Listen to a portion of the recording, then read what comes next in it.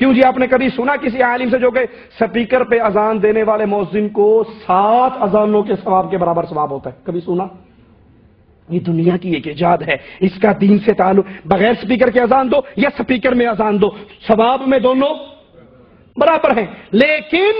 لیکن اذان سے پہلے درود شریف پڑھنے کے آپ فضائل سناتے ہو کہ اذان سے پہلے درود پڑھا جائے، یہ ثواب ملتا ہے، یہ ثواب ملتا ہے، یہ ثواب ملتا ہے۔ ہم کہتے ہیں جس چیز پہ ثواب ملتا ہے وہ محمد نے بیان کر دی صلی اللہ علیہ وسلم۔ تو آپ بتاؤ، خود مانتے ہو بلال نے اذان سے پہلے درود نہیں پڑھا، اب جو اذان سے پہلے درود پڑھتا ہے وہ بدعت ہے، اس کے لیے سپیکر کی مثال قابل قبول نہیں ہوگی۔ فرماتے ہیں اچھا، قرآن پاک درخت کے پتوں، چھلکوں، چمڑوں پر لکھا ہوا تھا اور بعد میں یہ کتاب کی صورت میں آیا، تو اس کا پھر کتاب کی صورت میں آنا کیسے جائز ہو گیا؟ آپ کو یہ یاد ہونا چاہیے کہ قرآن پاک چمڑے پر لکھا جاتا تھا، درخت کے پتوں پر، چھلکوں پر تحریر کیا جاتا تھا۔ یہ جو پرنٹنگ ہو رہی ہے اب، اور ایک سے ایک دیدہ زیب پرنٹنگ ہو رہی ہے، چھپائی ہو رہی ہے، یہ پریس کہاں سے بنے؟ نہ یہ کاغذات پر اس طرح لکھا جاتا تھا قرآن شریف خوش خطی کے ساتھ۔ ہم کہتے ہیں حضرت، اس وقت اللہ کے نبی نے قرآن لکھوایا، صحابہ نے لکھا اور بعد میں اسے اکٹھا کر دیا گیا، اس میں کوئی حرج کی بات تھی؟ اور پھر صحابہ کا اجماع ہوا تھا اس بات پر۔ جب حضرت عثمان کے دور میں یہ معاملہ چلا تو صحابہ کا اجماع ہوا کہ اب صحابہ شہید ہونے لگے جنگوں کے اندر، حفاظ، کہیں یہ قرآن ضائع نہ ہو جائے تو اس کو اکٹھا کیا جائے۔ تو شریعت کے دلائل میں سے اجماع بھی ایک دلیل ہے، اور صحابہ کا اس پہ اجماع ہوا اور پھر اس کو لکھا گیا۔ کہتے ہیں مروجہ جشن میلاد اور درود شریف صحابہ کے دور میں نہیں تھا تو آپ کو نہیں چاہیے، تو کہتے ہیں چھپا ہوا قرآن کیوں پڑھتے ہو؟ ایک اور سوال کرتے ہیں، کہتے ہیں اچھا یہ بتاؤ، کیا صحابہ کے دور میں صحیح بخاری لکھی گئی تھی، کتب ستہ لکھی گئی تھی؟ جب نہیں لکھی گئی تھی ان کو کیوں پڑھتے؟ صحابہ کرام کے دور میں نہیں قرآن شریف تھا، اور پھر بعض اوقات کوئی دلیل دو تو اگلا بولتا ہے کہ بخاری شریف کی ہم کو دلیل دو، تو پہلے اس کی خدمت میں عرض ہے کہ پہلے یہ بتاؤ کہ کیا بخاری کس صحابی نے لکھی ہے؟ بھائی یہ تو بتاؤ، بخاری کی دلیل تو آپ مانگ رہے ہو، کس صحابی نے لکھی ہے؟ یقیناً کسی صحابی نے نہیں لکھی، بخاری کی تو بہت بعد میں لکھی گئی۔ اسی طرح آپ بولو سیاہ ستہ کی دلیل دو، تو سیاہ ستہ بھی یہ سب بعد میں مدون ہوئی ہے۔ ہم کہتے ہیں شیخ محترم مولانا حضرت بزرگ جی، یہ حدیثیں لکھی گئیں نبی کے دور میں، صحابہ نے لکھی اور صحابہ نے تابعین کو سکھائی، تابعین نے تبع تابعین کو سکھائی، اور پھر اس بخاری کی کتاب کے اندر وہ بند ہو گئی، مسلم کی کتاب میں بند ہو گئی۔ اب یہ حدیثیں نبی کے دور میں موجود تھیں یا نہیں تھی؟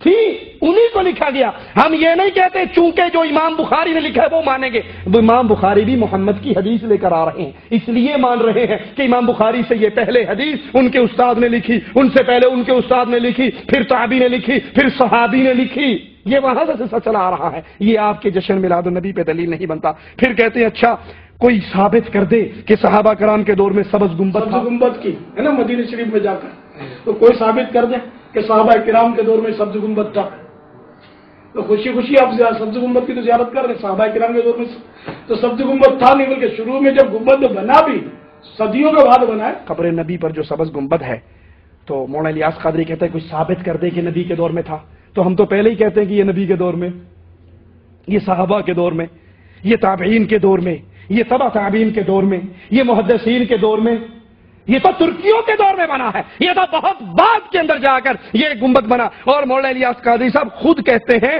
کہ یہ صدیوں بعد گنبد بنا، اور پہلے سفید تھا، پھر پیلا تھا، پھر رنگ برنگا ہوا، اور اب جا کر سبز ہوا، تو تم سبز گنبد کی نسبت سے جھنڈے کیوں لے کر پھرتے ہو؟ تو بھائی یہ دلیل تو آپ ہی کے خلاف جاتی ہے۔ آپ مانتے ہو پہلے سفید تھا، پھر پیلا ہوا، پھر رنگ برنگا ہوا، کل کو کوئی اور آ کر اس کا رنگ بدل دے تو پھر جھنڈے بدل جائیں گے، پگڑیاں بدل جائیں گی؟ جو لوگوں کے دیکھا دیکھی رنگ بدلے وہ دین نہیں ہوا کرتا۔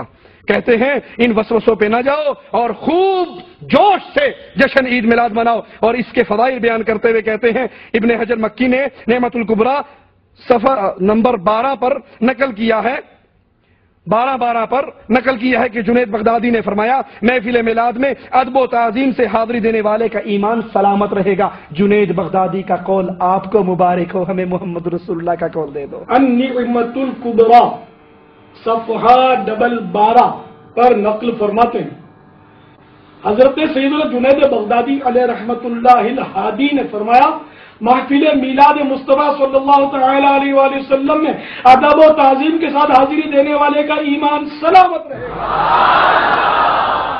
جنید بغدادی آپ کی جھولی میں، ابو بکر صدیق میری جھولی میں۔ میں جنید بغدادی کو معصوم نہیں سمجھتا، میں محمد الرسول اللہ کو معصوم سمجھتا ہوں۔ میرے کلمے میں جنید بغدادی کا نام نہیں آیا، میرے کلمے میں محمد الرسول اللہ کا نام آیا ہے۔ میری اذان میں جنید بغدادی کا نام نہیں آیا، میری اذان میں محمد الرسول اللہ کا نام آیا ہے۔ جنید بغدادی کی دلیل ہمارے لیے نہیں ہے، ہمارے لیے دلیل محمد الرسول اللہ صلی اللہ علیہ وسلم کی ہے۔ پھر کہتے ہیں کہ سنو، امام قسطلانی فرماتے ہیں، ولادت باسعادت کے ایام میں محفل میلاد کرنے کے خاص سے یہ امر مجرب شدہ ہے کہ اس سال امن و امان والا یہ سال رہے گا، ہر مراد پانے میں جلدی آنے والی خوشخبری ہوگی۔ اچھا، عید میلاد کا جشن نکالنے سے امن و امان رہے گا۔ پاکستانیوں، کتنے سالوں سے ہمارے ملک میں امن و امان؟ حضرت سیدنا امام قسطلانی قدس سرہ النورانی فرماتے ہیں، اور ولادت باسعادت کے ایام میں محفل میلاد کرنے کے خواص سے یہ امر مجرب یعنی تجربہ شدہ ہے کہ اس سال امن و امان رہتا ہے اور ہر مراد پانے میں جلدی آنے والی خوشخبری ہوتی ہے۔ اللہ رب العزت اس شخص پر رحمت نازل فرمائے جس نے ماہ ولادت کی راتوں کو عید بنا دیا۔ یہ ارشاد جو ہے المواہب اللدنیہ جلد اول صفحہ 148 پر ہے۔ نکالنے سے امن و امان رہے گا۔ پاکستانیوں، کتنے سالوں سے ہمارے ملک میں امن و امان ہے قائم؟ جشن میلاد ٹھوک بجا کے ہونڈے ہے۔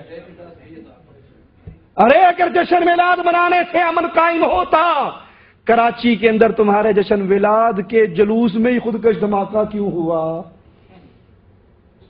نہ تم صدمے ہمیں دیتے، نہ ہم فریاد یوں کرتے، نہ کھلتے راز سر بستہ، نہ یہ رسوائیاں ہوتی۔ آخری بات کہہ کے بات ختم کرتا ہوں کہ ہمارے لیے دلیل محمد الرسول اللہ صلی اللہ علیہ وسلم کی ذات ہے۔ نبی سے جو چیز ثابت ہو جائے اس کو ہم ماننے کے لیے تیار ہیں، اور جو نبی سے ثابت نہیں اس کو ہم نہیں مانتے۔ اللہ نے توفیق دی، اسی درس کا اگلا حصے میں جو ان لوگوں نے دلائل پیش کیے ہیں ہم ان دلائل کو پیش کر کے ان کا جواب قرآن و حدیث سے دیں گے۔ سبحانک اللہم و بحمدک، اشہد ان لا الہ الا انت، استغفرک و اتوب الیک۔